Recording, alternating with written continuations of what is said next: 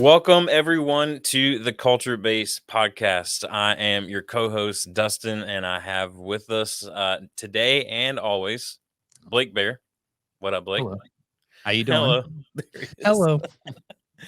Hello. We just started laughing before we came on. So if we have the giggles, very sorry about that. But we are so very excited to launch this new podcast to you. And kind of introduce you to this new company and this thing that we've been working on called the Culture Base. And you might be asking yourself, what is the Culture Base? Is it just like a safe house? Like, what's happening here? I want you to know that this is something that is super close to my heart and to Blake's heart as well. And this is a bit of a passion project, but it's also something where we kind of see the trajectory of our lives heading. And we decided that we wanted to help leaders know what they're about, show where they're going, and develop a scalable team to get there. And so that's what this is all about. And so before we dive into kind of what is the Culture Base and really kind of unpack that for you, I want to remind you to subscribe on all podcast platforms and on YouTube at the Culture Base. If you're watching this there, be sure to hit like, subscribe, ring the bell. If you're listening to this on any audio platform, please rate, review, subscribe. That always helps us. But we're going to release these every week. And we want to give away as much content as possible so that you can better your organization and be a place that people actually want to give their best at. So you can also follow us on Instagram and LinkedIn at the Culture Base right here on your screen, or anything else that we're doing at theculturebase.com. So I think all the business is out of the way. Blake, let's get into this a little bit. I want to talk just briefly, just kind of what our listeners and viewers can expect for each episode. This first one may or may not be a little long. We'll see how it goes. But we want to kind of spend some time just setting the foundation for you. But every other episode that we release, we'll be releasing these weekly for you.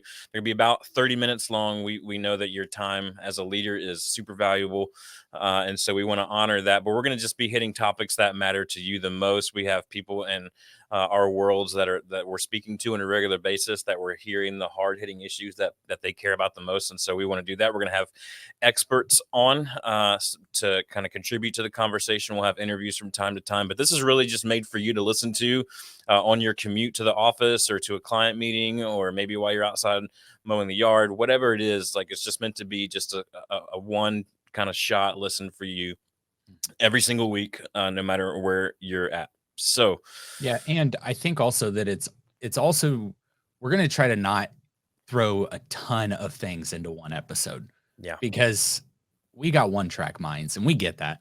You need to just have one thing to chew on, especially as a leader, especially as someone who's guiding your organization and your culture of your company. You can't be thinking about 10 things at once to really do well. And so one of the things we're going to do, we'll talk about a gamut of things, but at the same time, we want it to be one thing that you're like, I can implement this one thing today and test whether it's right or it's BS.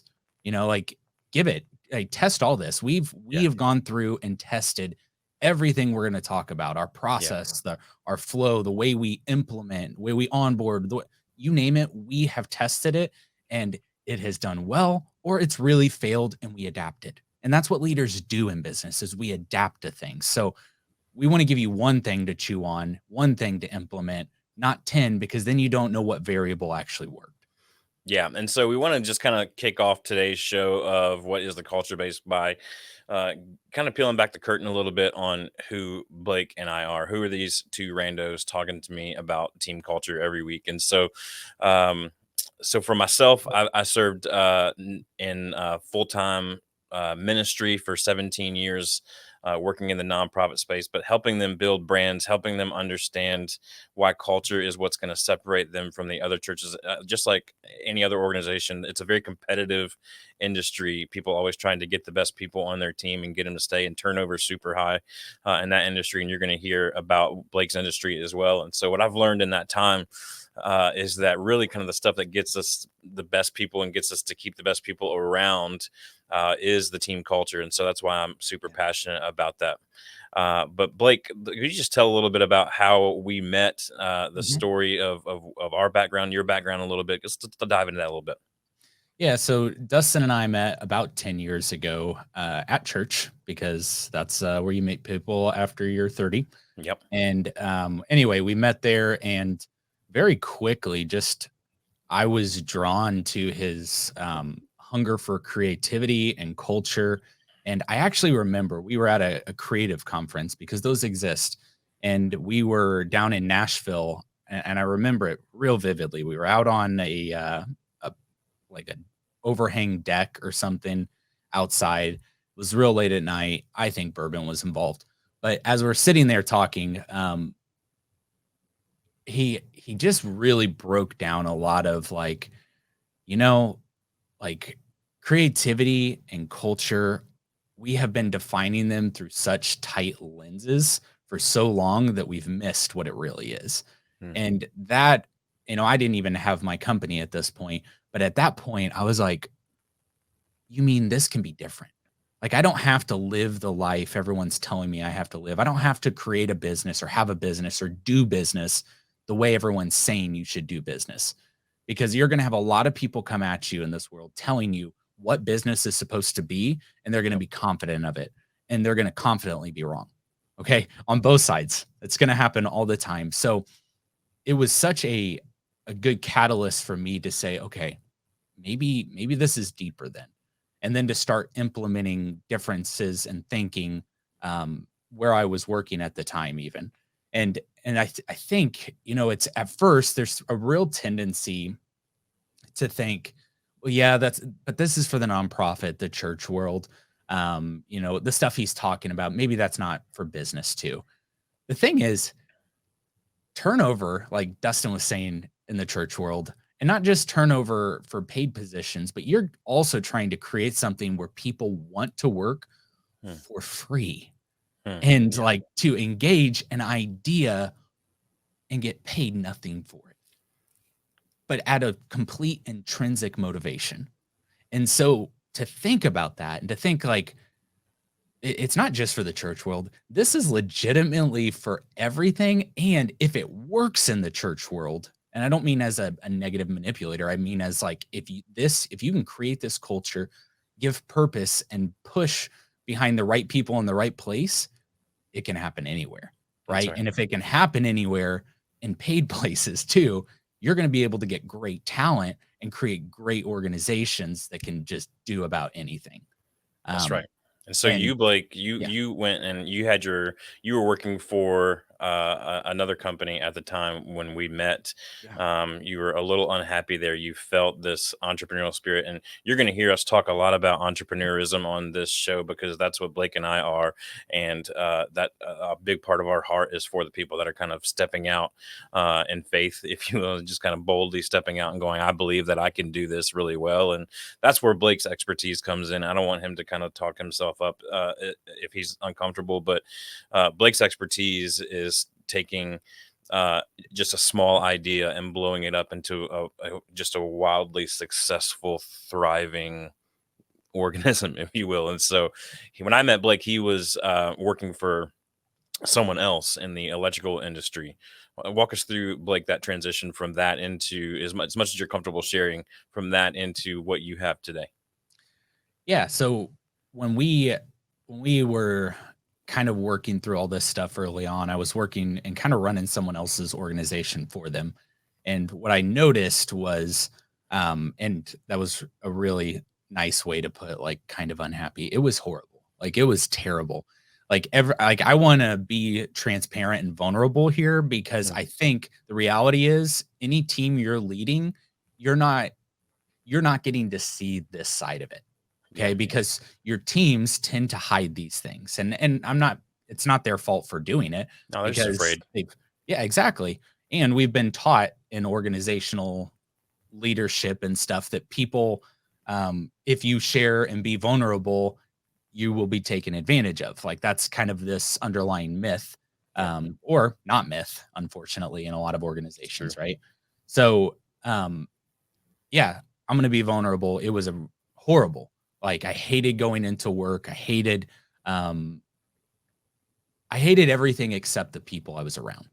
Hmm. I was miserable. I felt like, um, honestly, almost fearing for your life at times. Like it got to such dark places that I was sure that everyone was out to get you. And when you live in such a place where you never get out of the fight or flight and you're having to engage in those nonstop, it's unhealthy. It's so unhealthy. It ruins all your other relationships you have because you're giving all your energy and effort to survival. And that's just not the way that work should be. And that's when I started saying, okay, this has got to be different. Like there's got to be a different way where the industry, especially in construction, like can't we get away from the taboo that construction workers are just assholes? Like, Hmm. can we get away from that? Can we get to a place where people care about people in this industry and people want to better other people and we develop other people instead of hoard knowledge for ourselves? And like, could we get to that place? Hmm. And what would it look like? Maybe it was just a complete, when my partners and I went out on this venture, maybe it was a complete just I don't know, a test, a social test to see if it would work. But something did happen is as we implemented all of these things to focus on culture and be a culture first company and started implementing a lot of the things that we'll talk about on this podcast. When we started implementing those, I saw that even across our first 5 years in business, that we were a organization in an industry that had a turnover rate well above 60%, and our turnover was 4%. And Hmm. you could say, well, yeah, but you're finding a lot of your friends and you're creating those. No, not at all. In fact, the average age of the industry I'm in is like 54 years old. That's not great in a very physical or physical work, that you would do. Demanding. Yeah, Yeah. exactly. Thank you. Ours is like 24. So all the millennials and Gen Zs that we get used to complaining about, and believe me, they're not perfect. There are things, but I think that, we'll talk about generational differences and how to work through that stuff in this podcast because I'm passionate about that. And I feel like it's not separate a culture. It is part of it. It's one of the pieces. And so as we dig in, as we focused on that, I saw that there were benefits to those things. And Yeah. so as we started developing this more and more, even today, we still have a 4% turnover rate. Hmm. It's so low. And the cost of turnover, we'll get into that later on too, is way more astronomical than you think. Yeah. Way more. In fact, I'll even drop a 1.5 to 2 times whatever their annual salary is. You Yeah. might not believe it, but give us time. We'll show you. Yeah. So Absolutely. that's why that was the heart behind starting the company, is to create a place that people didn't wake up every day and jump right into fight and flight, but Hmm. instead woke up every day and said, I want to go out and give all that I am. I want to develop and transform. I love that word transform because it breaks down into trans and form, which is to go to the form beyond, which I Hmm. love that. And so, how can we create a place that people want to go transform and become the next best version of themselves? And as we've done that, man, it's so rewarding. It is Yeah. so rewarding to see people grow in this. And this is maybe a little religious for some of you, but the ancient word for work actually is the same word as worship, Hmm. which is kind of interesting. I don't think it means that we worship our work and that we should be slaves in some way to serving that thing. I don't think that. I just think that when you're doing what you were made to do or Yeah. feel like you're connecting to it, man, nothing feels more giving to the world, more enjoyable than that. And Yeah. so, um, that's why when we talk about like knowing what you're about as an organization, showing where you're going as an organization to your people and developing that scalable team, when you can do that and find the people that fit that piece right there, and there are not billions and billions of people who will fit that, but that's why it's more important to find the right people who fit that. Whew, man, your organization will scale without, like, even past your understanding and ability. Yeah. Yeah, and so you can kind of hear from Blake and I both kind of the industries that we've walked through and are still in for the most part, why this whole culture thing matters to us the most. And so Blake and I, since we met 10 years ago, we've been talking about one day potentially being able to do something together, and we weren't sure what that is. And so about a year or so ago, I started having some ideas of some things to kind of coach and consult in this culture uh, field, and not knowing that I was doing that, Blake was also kind of thinking the same thing. He reached out to me towards the end of 2022, said, I have this idea for this agency. I want to run it by you. And I was like, yes, this is exactly what I've been feeling the tug towards. Yeah. And so beginning of 2023, this year, we kind of hit the ground running on that, and we've been slowly developing it, and now we're getting to the point where we're kind of ready to just start telling people about it and start kind of getting the word out there, which is part of the reason for this podcast. But just kind of start the conversation around this. We want to be curators Mm. as much as possible of this conversation, because we believe that team culture is what attracts and keeps the best people. And so, Blake, why don't you talk a little bit about why you feel like now is the time more than ever for the culture base? Mm. Yeah. So we know right now it's June, July of 2023. A lot's happened in our world in the last few years. COVID happened. We're going into a recession. Um, Inflation's crazy. We're seeing wage hikes. Like, we're seeing a lot of this stuff, but there are some other variables because we can't define a whole economical state of the US by one variable. There's many. Mm. And one of the things is we need to be looking out ahead of this. Um, First thing is that our we're about 10 years out, maybe 8 years out from 20% of our workforce retiring. Mm. And they're not the low entry level people who are retiring. These are your Miyagis, right? Your Mr. Miyagi's, your wise old guide who can help you on the journeys. Uh, they've just got years of experience, knowledge, uh, good failure experiences that we're about to lose out on.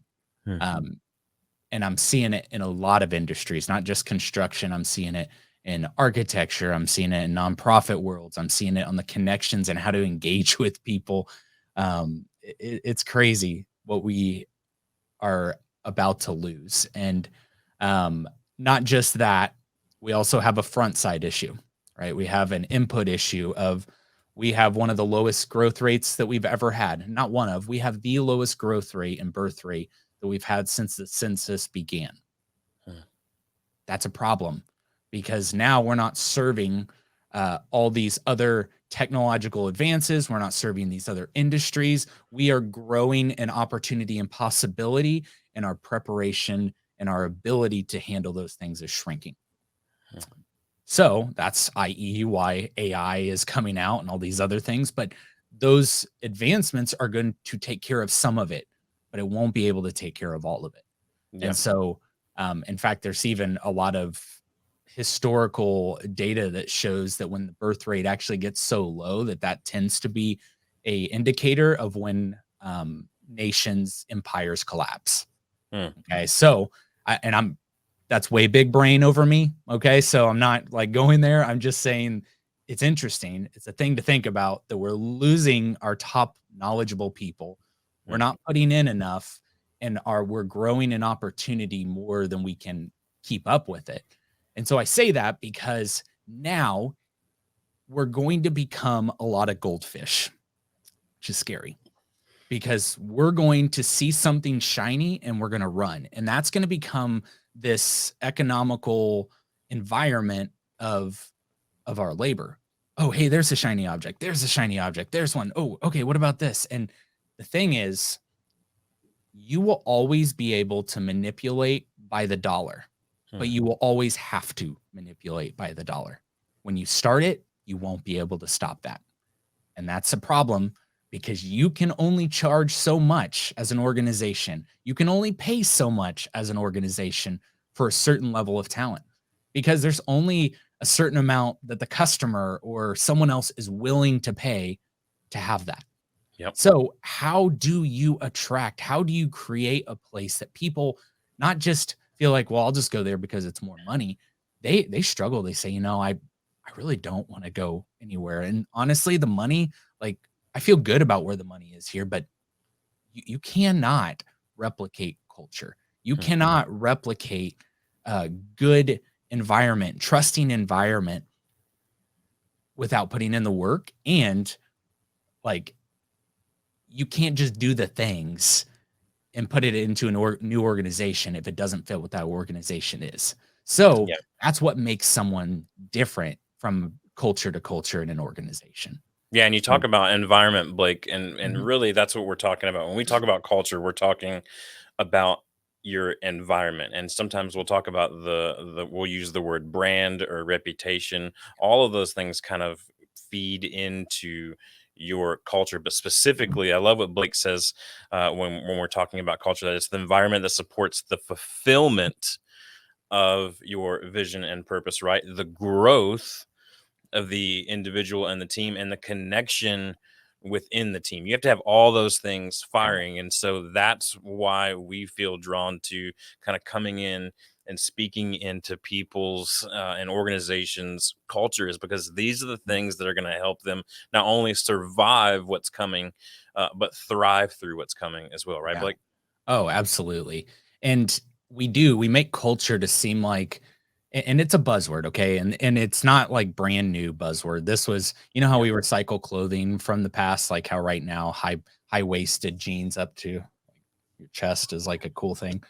And if it's not, I'm doing it wrong. Yeah. But No, those just out of frame here. I'm actually wearing just had those. okay. So, The but how that recycles, so does a lot of business stuff. And the thing about culture is it gets treated like it's this animal. And I love Peter Drucker, but he said that culture eats strategy for breakfast, and it sounds mm, like this animal. And I love that quote. But the reality is it's not. It is alive, but it's not alive like this animal that you have to tame. It's alive like a garden that you need to work, yeah, right? And so it there it is. has the possibility for stuff that you just don't even know to grow in that environment. That's what culture is. And so it's workable. It's tameable in the sense that you give it the right stuff, it'll produce the right outcome. Something you can cultivate.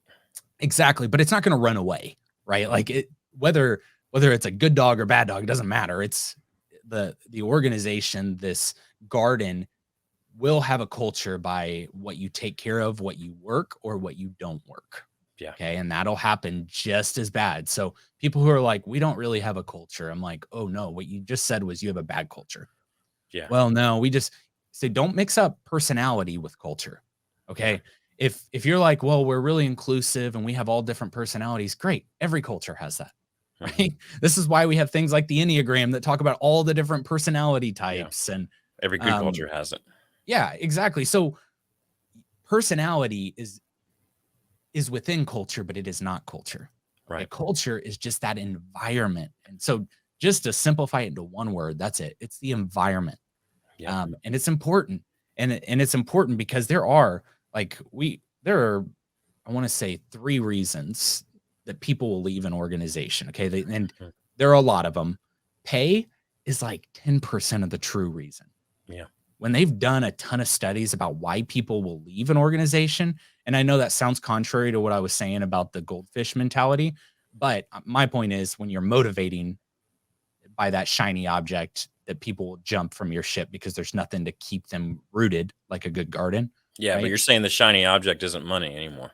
It isn't. No, Yeah. no. The good part is there are three, even though there are thousands of reasons people will leave, there are three that make up over 80% of why people leave. Hmm. Okay. The first one is appreciation. Check. Okay. When I worked at that other place, the lack of appreciation was just, it was deadening to the soul because Yeah. I was putting in and it was hard to not like for me, it's hard to not put in, even if people like it or don't like it. It's just hard for me as a person to not put in, but to not get that appreciation on the backside killed me. right? And we'll talk deeper about this, but it's crazy even what Gallup says, that like people feel appreciated when they hear one positive thing from their direct report, and authentic, okay, positive but authentic, from their direct report in 7 days. What a low bar. What a low bar Yeah. for people to feel appreciated. So that's the number one, is appreciation. The next one is ability to grow. So a lot of people will leave and they'll say, when they're asked like, well, why'd you leave? Well, I wasn't able to grow there. But that's not always true. And this Right. is one of the things with organizations we'll talk a lot about, is how do you help show where you're going, right? You know, we talked early on that we help leaders know what they're about and show where they're going, not know. Okay, it's important to know where you're going, but to show where you're going and That's right. show how you're able to grow in this organization.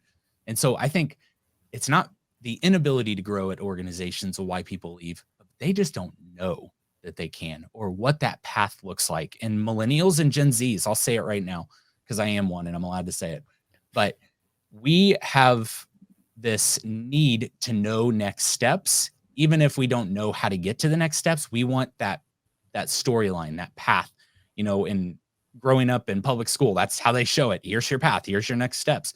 And so we want to know all those things. Well, once you get to business, we kind of don't show that anymore. And so being able to come up with good growth charts and abilities to do that, it's super key. And then the last thing for why people leave is poor communication and culture. Yeah. That's it. It's that we're not communicating and speaking to people like they're people. Yep. And that we don't have a culture that trusts one another enough to be vulnerable, to be candid, and to get to places where only trust-based working can create these amazing results in your organization. So those are the top 3 reasons people are leaving. And that's why, like, when we started our company, my partners and I started our company, we built everything around those 3 ideas. We're like, what if we just focus on the majority of what happens here? And the result is crazy. Yeah. So, yeah. Yeah, and so that's what we're hoping to bring to the table with the culture base and with the podcast and the conversation, and being able to work with you and different organizations that are trying to figure this thing out while all this stuff is coming towards us and all this stuff is kind of happening around us. We can either kind of let it happen or we can do something about it. Yeah. And Blake and I, you'll get to know our personality through this platform. Our personality is not just to sit back and let things happen around us. Our personality is to get out there and do something about it. And so we're hoping to kind of bring the things that we've learned and are still learning as this world and business culture and all this stuff is changing so fast and changing every single day. We're hoping to be able to bring that to you in a way that's easy for you to implement and scale as you grow your business. So, Yeah. That's good. And I think it's important too, because this is a part that I want to bring education to so quickly, because those are the top 3 reasons people are leaving. And you might be like, yeah, so what? So they leave. People always leave. That's the mindset we want to fight right here. Okay. Yeah. We want to combat that mentality, because that people leaving leads to stuff you don't even know. It leads to more cultural dysfunction. It leads to breakdowns on the good apples. It allows good apples to become bad apples quickly. Yep. Yep. Dustin said one time, and it stuck with me, that culture is not just what you create in your organization, it's what you allow in your organization. That's right. And so you could, go back to that garden analogy. We can be working the ground so well, and we could put in the right soil. We could have it in the right light. We could be watering it constantly. But if there are weeds that are choking everything out that you don't deal with, it'll still kill the crop. Yep. And that's what we've got to be able to fight, because there is a high cost to that, to your culture, but there's also a high cost to turnover that I'm telling you, as a business owner, I don't like thinking about it because it's not so black and white. And I don't like thinking about it because it's easier to just move on. And I'm sure you're guilty of this. Every time you do have turnover, instead of being like, after 36 hours, when you finally dealt with the shock of it, instead of being like, okay, how can I learn from this? You kind of get this pissed off, well, I'm glad they're gone. I didn't even want them in the first place. And you start getting this attitude that so that you can just get over it. Okay. By the way, that's a stage of grief, and you should maybe look at that. But Yeah. that's what we're doing is we start thinking in that mentality, and we need to step back and say, why? Why did they leave? Learn from every person who leaves your organization. If you don't, you're missing out on a great opportunity and just creating a more neural pathway for this to continue happening in your brain. And people are going to continue leaving, and you're going to keep having the same I don't want to deal with it button slap of, well, this is just the way people are. Yeah, Yeah. but the way people are is you on this one. And Yeah. so the cost of turnover, I wrote about this pretty extensively in the book Uncultured. I said that there's not one item that like is your cost to turnover. Okay. There's the cost of hiring and recruiting. There's the cost of onboarding and training that goes into this. There's the cost of the learning, training, development, the benefits, the perks, the customer service and errors due to the inefficiency of who you had in your organization. There's the cost of the time that you have of that unfilled role and the lack of production that you have that you now have to maybe use overtime to accommodate, right? There is so much that goes into this, and not even to mention the fact of how long does it take to get someone in your organization to a place that they're operating even at 80%. Like I want to say that it's close to 2 years in most industries to get someone to a place where they are efficiently working in that position. 2 years. That's sad. 2 years. And so you've got that timeline that if you're only keeping people for 6 to 7 months, you are never getting past probably a 50 to 60% efficiency, which means at what you're estimating at and what you're trying to get, you're only getting half. And Yeah. and you're never creating a culture where people feel safe. High turnover, people don't feel safe, No.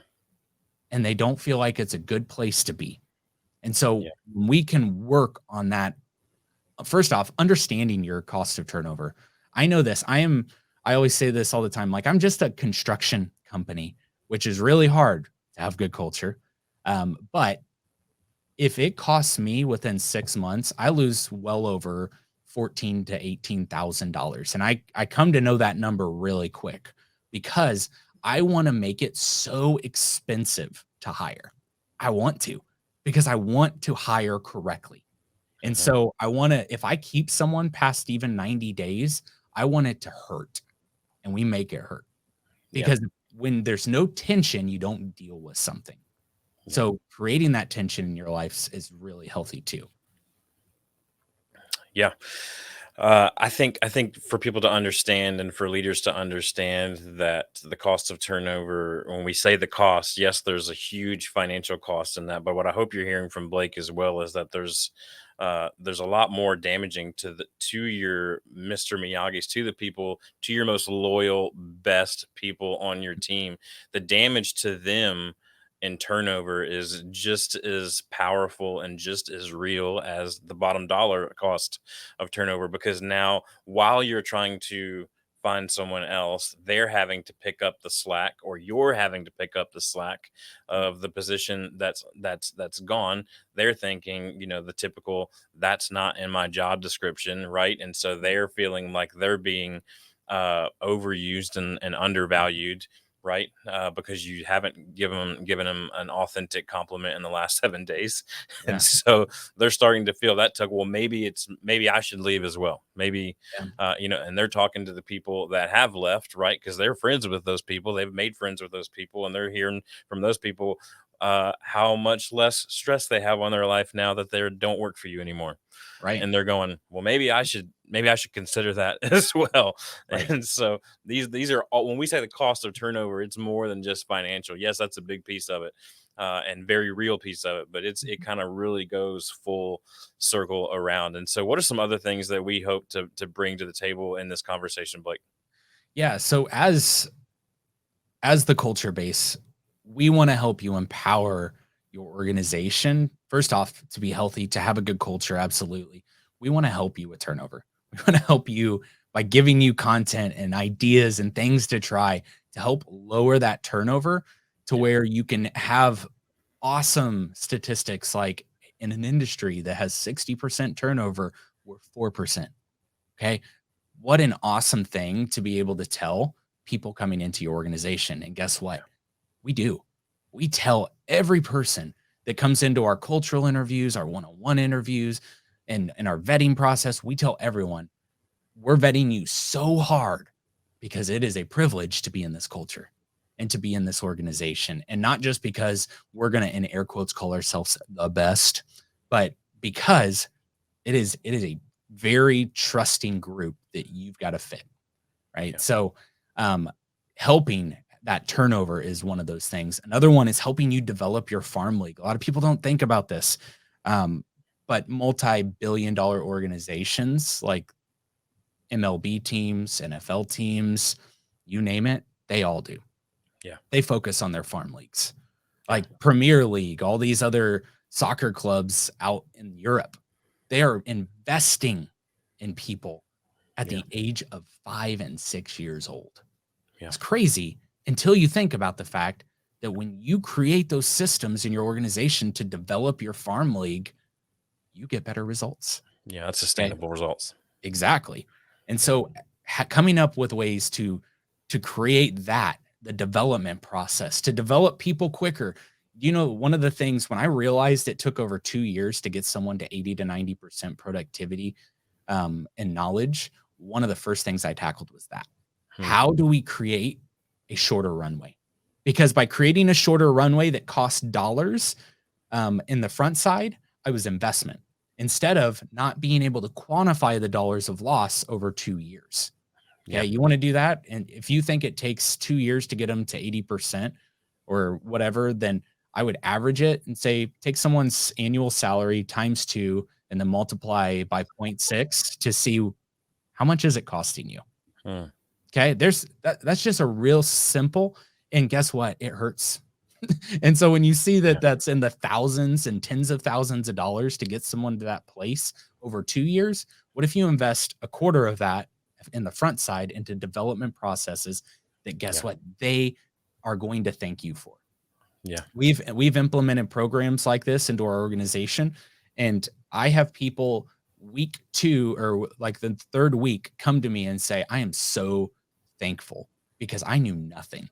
And I was actually like, if I wouldn't have had this, I would have left in the first 2 weeks. Okay. And yeah, sure, that's Gen Z speaking, but at the same time, it's anyone. When you're in a place that you are not comfortable and you're like, how long am I going to be in this place of discomfort? Yeah. Won't be long. Everyone thinks that Gen Z has just been bold enough to speak it. Yeah. Oh yeah. That's pretty much that's so true. It's true. Yeah. Yeah. Wherever everyone's thinking it, Gen Z is just like, you know what? I don't have a filter. And Right. I don't really know what a filter is. And so here are my thoughts. It's a blessing that they haven't got any discipline for so long because they just are like words. You're like, oh, yeah. It's instant feedback, which is great. So yeah, we're hoping to kind of help all those areas through these conversations on the podcast, through working with your organizations one-on-one. We'll talk more about that every single time we get together here every week on the show. But I want to just kind of wrap things up by telling you immediate way that you can be a part of what we're doing here. Obviously, all the like, follow, subscribe things, yes. But starting at the end of July and the last Thursday of every month, we're going to host a 1-hour think tank session over Zoom. I know the word Zoom, some people are like, is that still a thing? I've got Zoom damage from COVID still. But I can tell you there's nothing, and then Blake can attest to this as well. There's nothing more powerful and nothing more exhilarating is not really the word. Empowering, I guess, is probably the right word. Nothing more empowering than being able to sit around a circle of like-minded leaders, talk about the real struggles that you're having, hear where people have tried and failed, hear where people have tried and succeeded in being able to try stuff. I love I can't remember which comedian said this when he was talking about parenting, and he said, we're all just trying stuff. We're all just throwing stuff on the wall and see what sticks. And that's what I love about the opportunity to sit around in a think tank session with other leaders and talk about the real things that we're facing every day when it comes to our culture, when it comes to the turnover, when it comes to developing and appreciating people and communication and all those things that we've been talking about so far. Being able to hear from them at the real level, hey, you're going through this too. I'm not alone. Let's figure this out together. And there's wisdom in the multitude of counselors. We believe that. And so we're going to do this for 1 hour. We know time is valuable for every leader, including us. And so we want to have 1 hour a month where we can get together with like-minded leaders and just have an opportunity to talk these things out. We'll have guest speakers on there from time to time. It's going to be a really inclusive, but also exclusive community for people to be a part of. And so if you're interested in that, you can go to theculturebase.com, click on Think Tank Sessions page, and give us your name and email address there, and we'll email you the link every time we get ready to do that. Any other closing thoughts before we wrap the show today, Blake? No, I think on the think tank pages, you go there, there's also going to be a place for you to say like what your biggest struggles are. And as you do that, that's going to help us create the content that people are looking for in these think tank sessions, because it is one of the biggest gifts, like Dustin was just saying, to be able to be in a group of people who are trying different things and to be able to work on those things. And as someone says, I am struggling and I'm failing over and over, I'm throwing it on the wall, never sticks.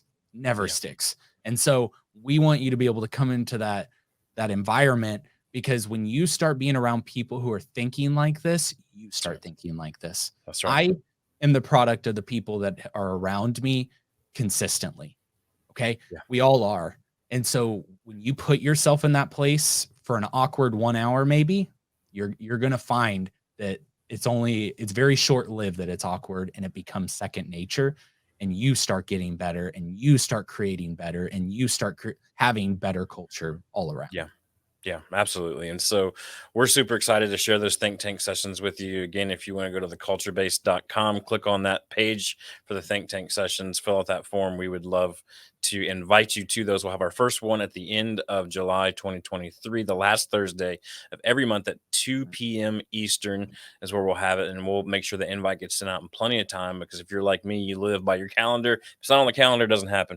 And so I got to have it on there. So we're going to make sure it's on your calendar as well. I want to just briefly, before we wrap up, I want to just talk about what we're going to be talking about in our next episode, why HR isn't working anymore. Why HR isn't working anymore. This is kind of one of our foundational questions for the culture base. And so, Blake, why don't you just give us a little teaser into that before we wrap up today's episode?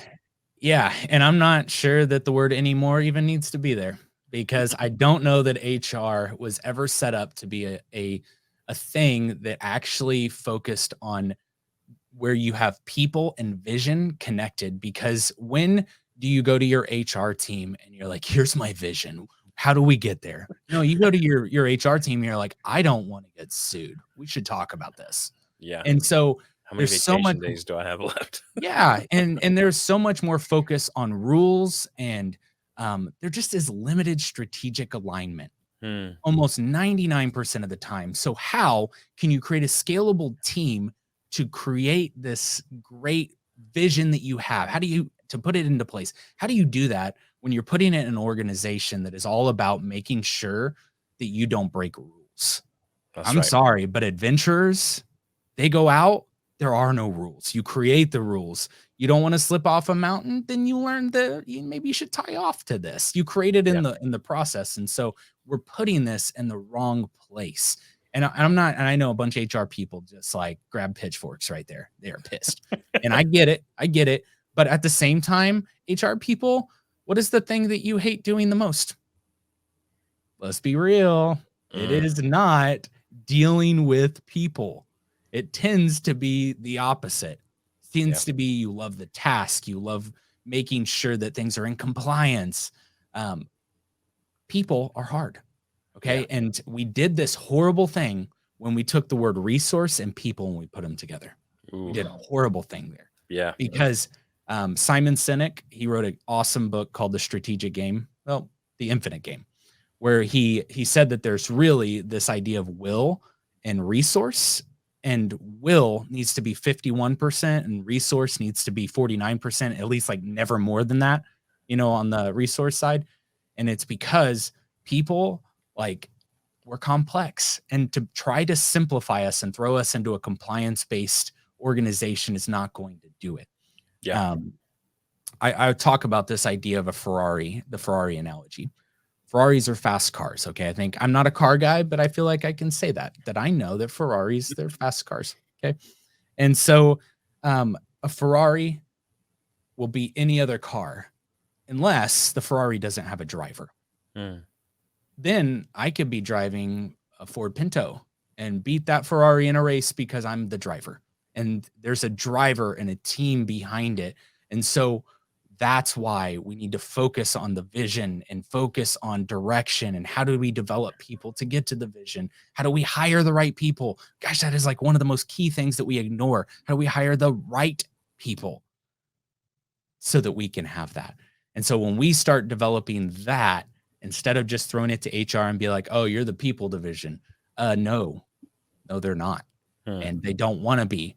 And the only reason you as leader, and I'm going to step on some toes here, but most likely the only reason you pushed it that direction is because it's tiresome for you to deal with. Yeah. I get it. I'm tired too. But that's the team.